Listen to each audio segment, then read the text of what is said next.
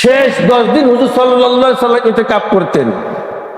কিন্তু যে বছর হুজুর সাল্লাল্লাহু আলাইহি সাল্লাম দুনিয়া থেকে চলে যাবেন, সেই বছর হুজুর সাল্লাল্লাহু আলাইহি সাল্লাম 20 দিন ইতিকাফ করেছিলেন। কয়দিন ইতিকাফ করেছিলেন জোরে বলুন? 20 দিন।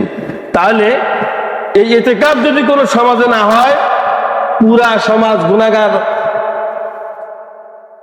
হওয়া লাগবে। পুরা সমাজ কি হবে জোরে বলুন? গুনাহগার হবে। তাহলে এই ইতিকাফ জোরে বলুন তো দরকার আছে না নাই? কথা বলেন না, কেন আছে না নাই? আছে। তাহলে আমি আশাবাদী এই 10 দিন আসতে আসতেই, শেষ দশকের সময় আসতে আসতেই এই সমাজ থেকে, এই মহল্লা থেকে যাকে ভালোবাসেন, যাকে মহব্বত করেন, এমন বয়োজ্যেষ্ঠ, এমন যুবককে বসাই হলে দিবেন যারা মানে ইতিকাফে বসে যেন ফোন না টেপে। কথা বোঝেন না কেন?